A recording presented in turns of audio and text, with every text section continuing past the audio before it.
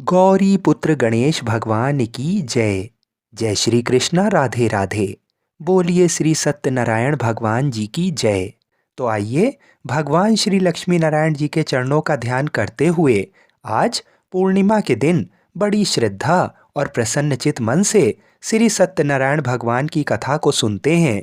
किंतु एक बात का विशेष ध्यान रखिएगा कि इस चमत्कारी कथा को पूरा अवश्य सुनिएगा। आधी अधूरी कथा को सुनने से पूर्ण फल प्राप्त नहीं होता है। सनातन धर्म से जुड़ा शायद ही कोई ऐसा व्यक्ति होगा जिसने श्री सत्यनारायण कथा का नाम ना सुना हो। इस कथा को सुनने का फल हजारों सालों तक किए गए यज्ञ के बराबर माना जाता है।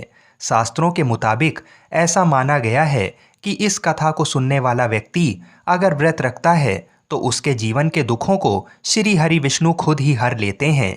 स्कंद पुराण के मुताबिक भगवान सत्यनारायण श्री हरि विष्णु का ही दूसरा रूप हैं। इस कथा की महिमा को भगवान सत्यनारायण ने अपने मुख से देवर्षि नारद को बताया है। पूर्णिमा के दिन इस कथा को सुनने का विशेष महत्व है। कलयुग में इस व्रत कथा को सुनना बहुत प्रभावशाली माना गया है। तो हमारी आपसे विनम्र विनती है कि इस कथा को पूरा अवश्य सुनिएगा। जो लोग पूर्णिमा के दिन कथा नहीं सुन पाते हैं वे कम से कम भगवान सत्यनारायण का मन में ध्यान कर लें, विशेष लाभ होता है।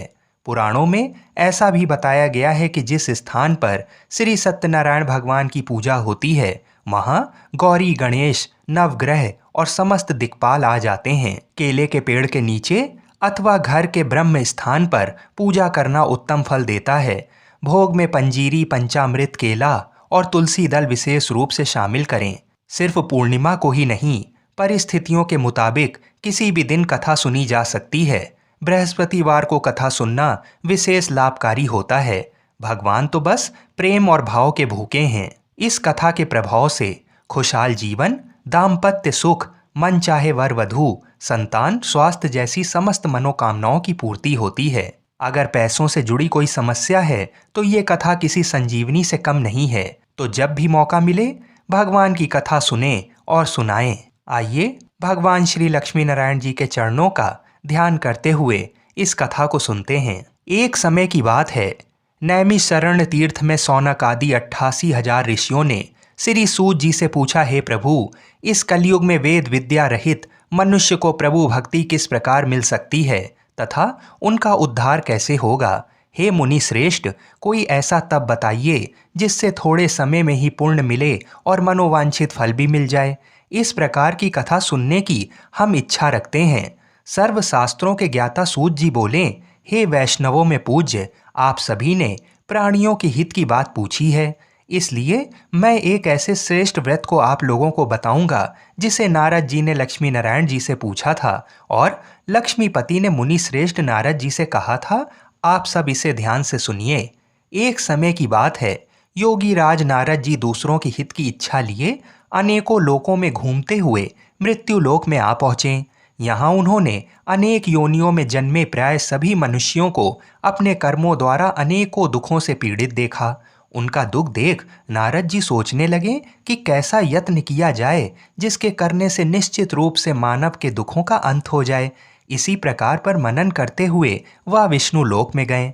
वहाँ वह देवों के ईश नारायण की स्तुति करने लगे, जिनके हाथों में शंख, चक्र, गदा और पद्म थे। गले में वरमाला पहने हुए थे। स्तुति करते हुए नारद जी बोले, हे भगवान, आप अत्यंत शक्ति से संपन्न हैं। मन तथा वाणी भी आपको नहीं पा सकती। आपका आदि, मध्य तथा अंत नहीं है। निर्गुण स्वरूप सृष्टि के कारण भक्तों के दुख को दूर करने वाले हैं। आपको मेरा नमस्कार है। नारद जी की स्तुति सुन विष्णु भगवान बोले, हे मुनि श्रेष्ठ, आपके मन में क्या बात है? आप किस काम के लिए पधारे हैं? उसे निसंकोच कहो। इस पर नारद मुनि बोले कि मृत्यु लोक में अनेक योनियों में जन्मे मनुष्य अपने कर्मों के द्वारा अनेकों दुख से दुखी हो रहे हैं। हे नाथ, आप मुझ पर दया रखते हैं तो बताइए कि वो मनुष्य थोड़े प्रयास से ही अपने दुखों से कैसे छुटकारा पा सकते हैं। तब श्री हरि बोले, हे नारद, मनुष्यों की भलाई के लिए तुमने बहुत अच्छी बात पूछी है। जिसके करने से मनुष्य मोह से छूट जाता है, वह बात मैं कहता हूँ, उसे ध्यान पूर्वक सुनो। स्वर्गलोक व मृत्युलोक दोनों में एक दुर्लभ उत्तम व्रत है जो पुण्य देने वाला है। आज प्रेमवश होकर मैं उसे तुमसे कहता हूँ। श्री सत्यनारायण भगवान का ये व्रत अच्छी तरह विधान पूर्वक करके मनुष्य तुरंत ही यहाँ सुख भोग कर मरने पर मोक्ष पाता है। श्री हरि के वचन सुन नारद जी बोले कि उस व्रत का फल क्या है और उसका विधान क्या है। ये व्रत किसने किया था, इस व्रत को किस दिन करना चाहिए, सभी कुछ विस्तार से बताइए। नारद जी की बात सुनकर श्री हरि बोले, दुख व शोक को दूर करने वाला, ये सभी स्थानों पर विजय दिलाने वाला है। मानव को भक्ति व श्रद्धा के साथ शाम को श्री सत्यनारायण की पूजा धर्मपरायण होकर ब्राह्मणों व बंधुओं के साथ करनी चाहिए। भक्ति भाव से ही नैवेद्य, केले का फल, घी, दूध और गेहूं का आटा सवाया लें। गेहूं के स्थान पर साठी का आटा, शक्कर तथा गुड़ लेकर वह सभी भक्षण योग्य पदार्थों को मिलाकर भगवान का भोग लगाएं। ब्राह्मणों सहित बंधु बांधवों को भी भोजन कराएं। उसके बाद स्वयं भोजन करें। भजन कीर्तन के साथ भगवान की भक्ति में लीन हो जाएं।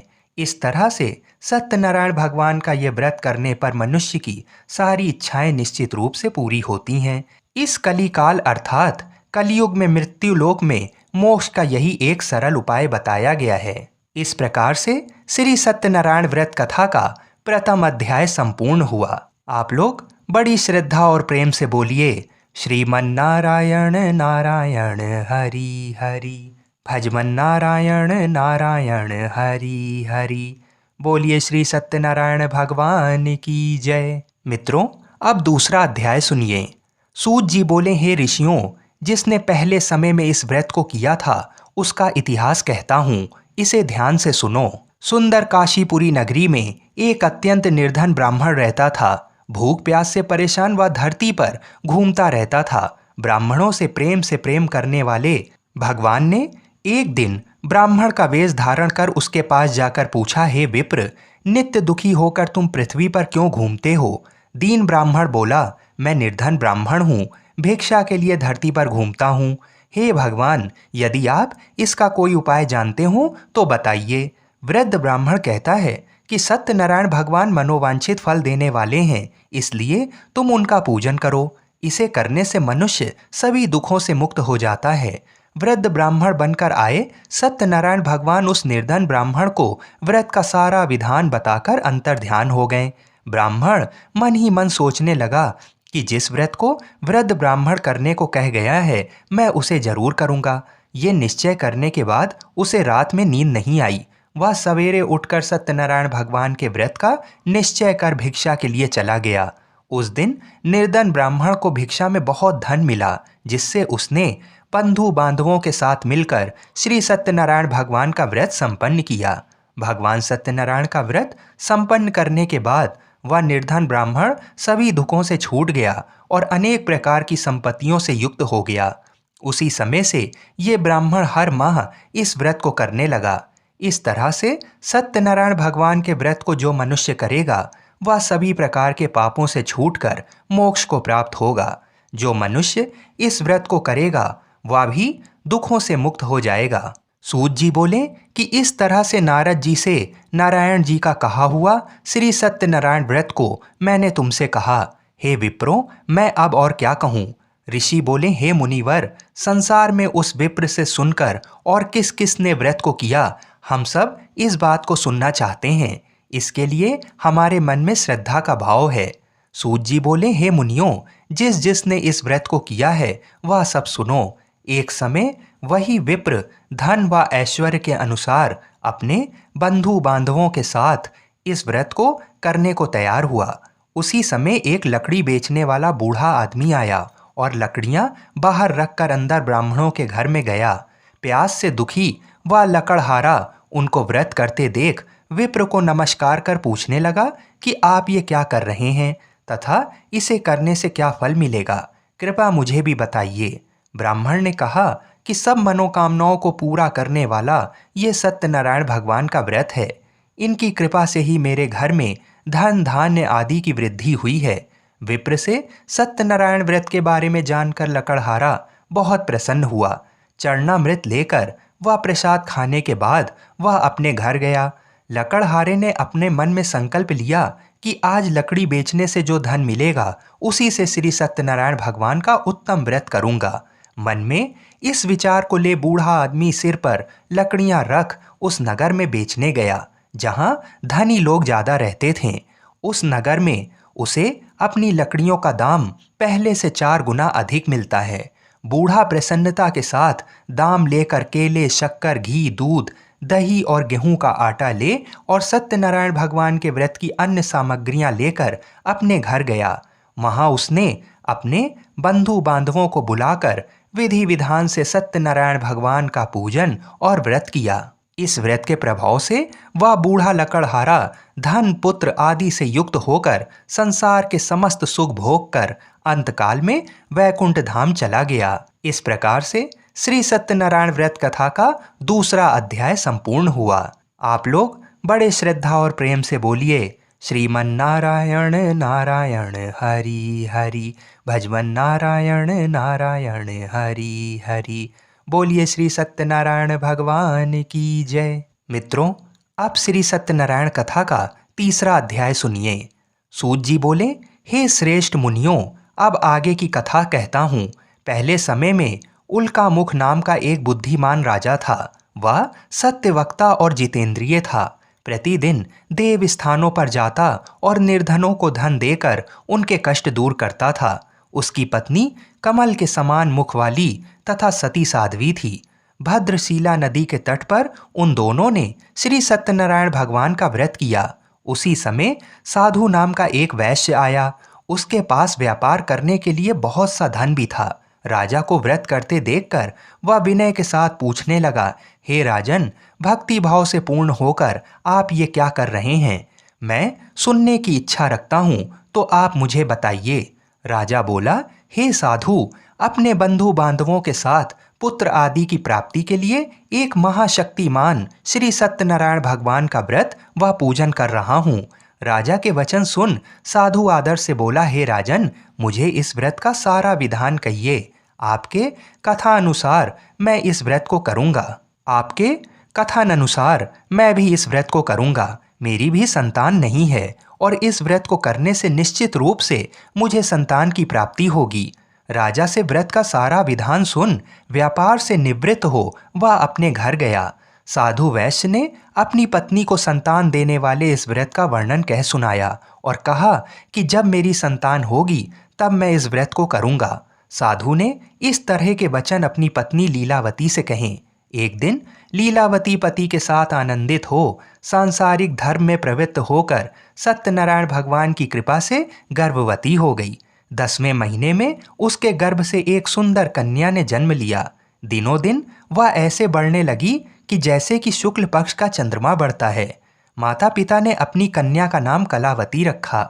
एक दिन लीलावती ने मीठे शब्दों में अपने पति को याद दिलाया कि आपने सत्यनारायण भगवान के जिस व्रत को करने का संकल्प किया था उसे करने का समय आ गया है। आप इस व्रत को करिए। साधु बोला कि हे प्रिय, इस व्रत को मैं उसके विवाह पर करूंगा। इस प्रकार अपनी पत्नी को आश्वासन देकर वह नगर को चला गया। कलावती पिता के घर में रह वृद्धि को प्राप्त हो गई। साधु ने एक बार नगर में अपनी कन्या को सखियों के साथ देखा तो तुरंत ही दूत को बुलाया और कहा कि मेरी कन्या के लिए योग्य वर देख कर आओ। साधु की बात सुनकर दूत कंचन नगर में पहुंचा और वहां देखभाल कर लड़की के सुयोग्य वाणिक पुत्र को ले आया। सुयोग्य लड़के को देख साधु ने बंधु बांधवों को बुलाकर अपनी पुत्री का विवाह कर दिया। लेकिन दुर्भाग्य की बात ये कि साधु ने अभी भी श्री सत्यनारायण भगवान का व्रत नहीं किया। इस पर श्री भगवान क्रोधित हो गए और श्राप दिया कि साधु को अत्यधिक दुख मिले। अपने कार्य में कुशल साधु बनिया जमाई को लेकर समुद्र के पास स्थित होकर रत्नासारपुर नगर में गया। वहां जाकर दामाद ससुर दोनों मिलकर चंद्रकेतु राजा के नगर में व्यापार करने लगे। एक दिन भगवान सत्यनारायण की माया से एक चोर राजा का धन चुराकर भाग रहा था। उसने राजा के सिपाहियों को अपना पीछा करते देख चुराया हुआ धन वहां रख दिया जहां साधु अपने जमाई के साथ ठहरा हुआ था। राजा के सिपाहियों ने साधु वैश्य के पास राजा का धन पड़ा देखा तो वह ससुर जमाई दोनों को बांधकर प्रसन्नता से राजा के पास ले गए और कहा कि इन दोनों चोरों को हम पकड़ लाए हैं, आप आगे की कार्यवाही की आज्ञा दें। राजा की आज्ञा से उन दोनों को कठिन कारावास में डाल दिया गया और उनका सारा धन भी उनसे छीन लिया गया। श्री सत्यनारायण भगवान से श्राप से साधु की पत्नी भी बहुत दुखी हुई। घर में जो धन रखा था उसे चोर चुरा ले गए। शारीरिक तथा मानसिक पीड़ा व भूख प्यास से अति दुखी हो अन्न की चिंता में कलावती ब्राह्मण के घर गई। वहां उसने श्री सत्यनारायण भगवान का व्रत होते देखा, फिर कथा भी सुनी। वह प्रसाद ग्रहण कर वह रात को घर वापस आई। माता ने कलावती से पूछा कि हे पुत्री, अब तक तुम कहाँ थी, तेरे मन में क्या है? कलावती ने अपनी माता से कहा, हे माता, मैंने एक ब्राह्मण के घर में श्री सत्यनारायण भगवान का व्रत देखा है। कन्या के वचन सुन लीलावती भगवान के पूजन की तैयारी करने लगी। लीलावती ने परिवार व बंधुओं सहित सत्यनारायण भगवान का पूजन किया और उनसे वर मांगा कि मेरे पति तथा जमाई शीघ्र घर आ जाएं। साथ ही ये भी प्रार्थना की कि हम सबका अपराध भगवान क्षमा करें।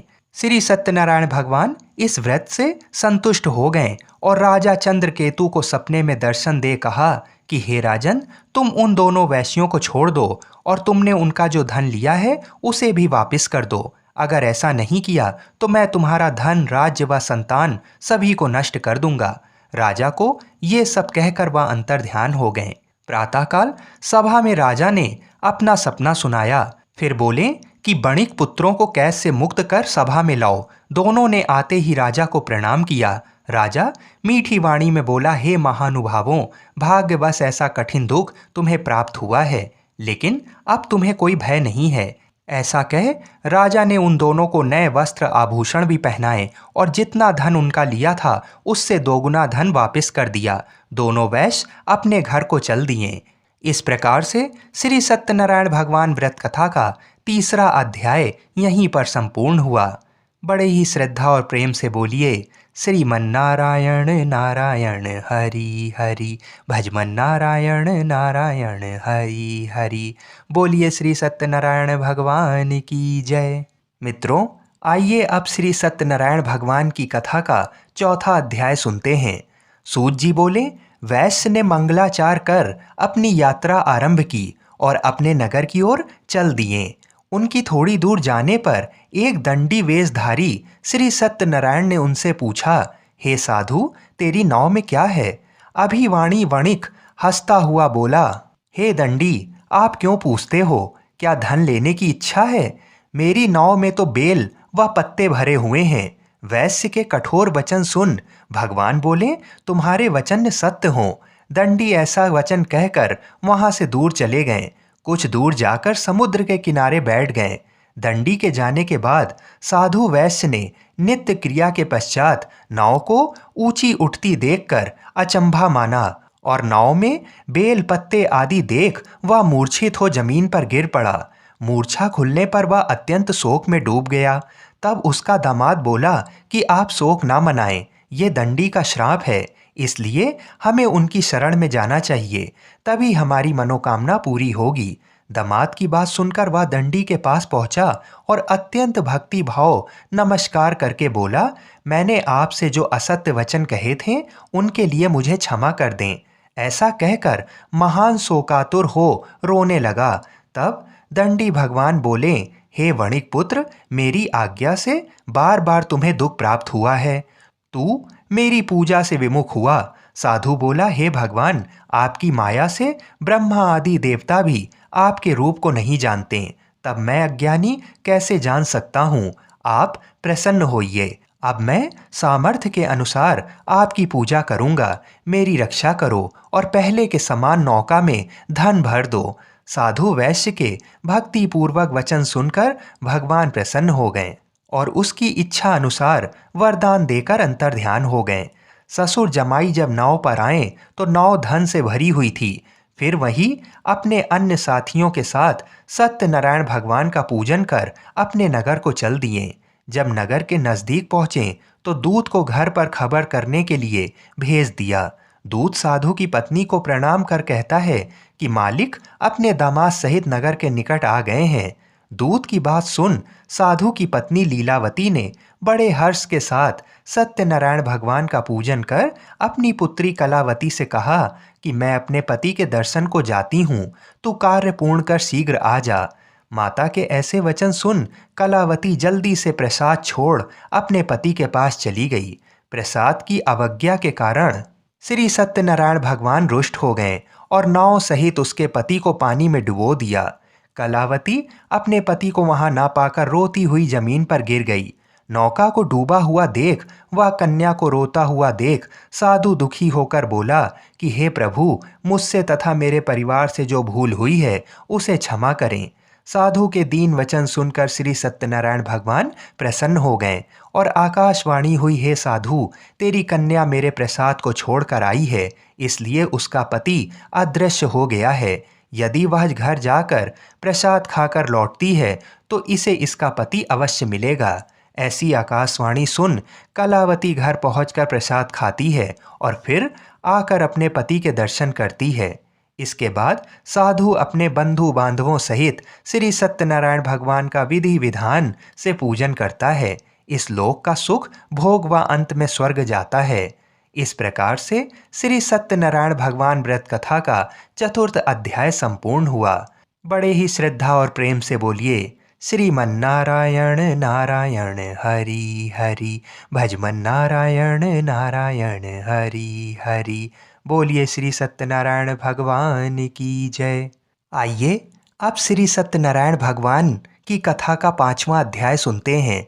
सूत जी बोले, हे ऋषियों, मैं और भी एक कथा सुनाता हूँ, उसे भी ध्यानपूर्वक सुनो। प्रजापालन में लीन तुंगध्वज नाम का एक राजा था। उसने भी भगवान का प्रसाद त्याग कर बहुत ही दुख सहन किया। एक बार वन में जाकर वन्य पशुओं को मारकर वह बड़ के पेड़ के नीचे आया। वहां उसने ग्वालों को भक्ति भाव से अपने बंधुओं सहित सत्यनारायण भगवान का पूजन करते देखा।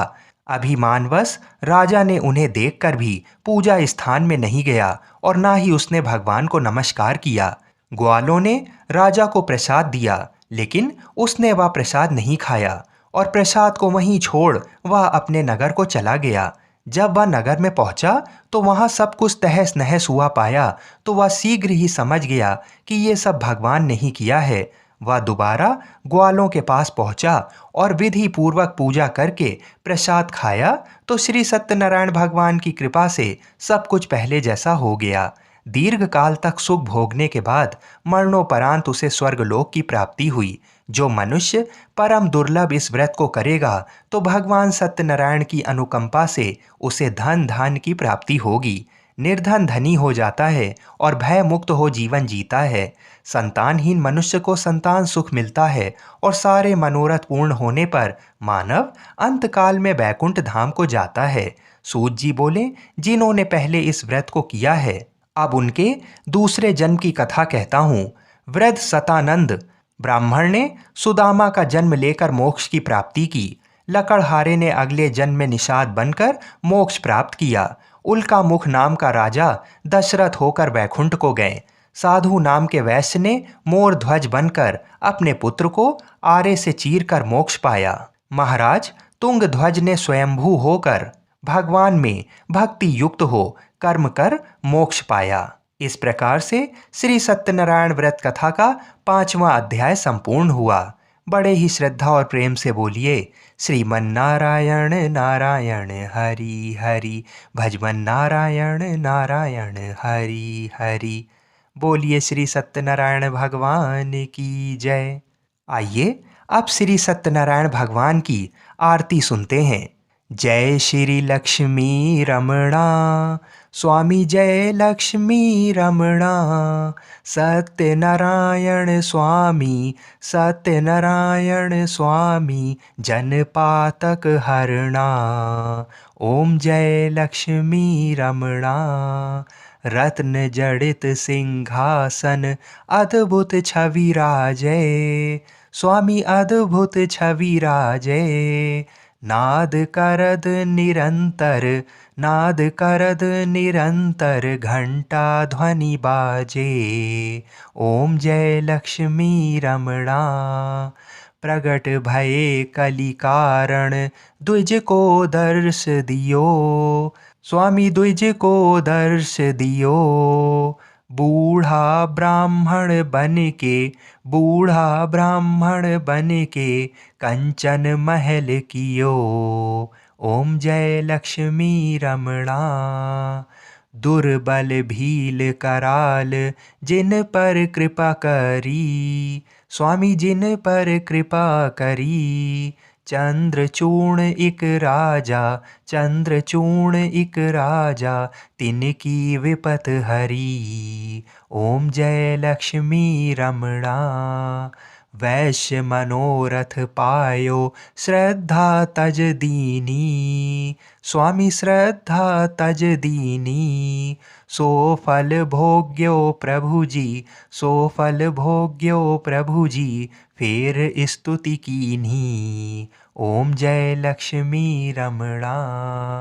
भाव भक्ति के कारण, छिन छिन रूप धरियो। स्वामी छिन छिन रूप धरियो। श्रद्धा धारण कीनी, श्रद्धा धारण कीनी, जन को काज सरियो। ओम जय लक्ष्मी रमणा। ग्वाल बाल संग राजा, बन में भक्ति करी। स्वामी बन में भक्ति करी। मन वांछित फल दीना, मन वांछित फल दीना, दीन दयाल हरि। ओम जय लक्ष्मी रमणा। चढ़त प्रसाद सवाया, कदली फल मेवा। स्वामी कदली फल मेवा। धूप दीप तुलसी से, धूप दीप तुलसी से, राजी सत देवा। ओम जय लक्ष्मी रमणा। श्री सत्यनारायण जी की आरती जो कोई नर गावे। स्वामी आरती जो कोई नर गावे, कहत शिवानंद स्वामी, कहत शिवानंद स्वामी, मन वांछित फल पावे। ओम जय लक्ष्मी रमणा। बोलिए श्री सत्यनारायण भगवान की जय। मित्रों, पूरी सत्यनारायण व्रत कथा का निहितार्थ ये है कि लौकिक एवं परलौकिक हितों की साधना के लिए मनुष्य को सत्य आचरण का व्रत लेना चाहिए। सत्य ही भगवान है, सत्य ही विष्णु है। लोक में सारी बुराइयों, सारे कलेशों, सारे संघर्षों का मूल कारण है सत्य आचरण का अभाव। सत्यनारायण व्रत कथा पुस्तिका में इस संबंध में एक श्लोक है जिसका अर्थ है, सत्यनारायण व्रत का अनुष्ठान करके मनुष्य सभी दुखों से मुक्त हो जाता है। कली काल में सत्य की पूजा विशेष रूप से फलदायी है। सत्य के अनेक नाम हैं, यथा सत्यनारायण, सत्यदेव, सनातन, सत्य रूपी विष्णु। भगवान कलयुग में अनेक रूप धारण करके लोगों को मनवांछित फल देंगे। इसी प्रकार से श्री सत्यनारायण व्रत कथा संपूर्ण हुई। श्रीमन नारायण नारायण हरि हरि, भजमन नारायण नारायण हरि हरि। बोलिए श्री सत्यनारायण भगवान की जय। जय जय श्री राधे।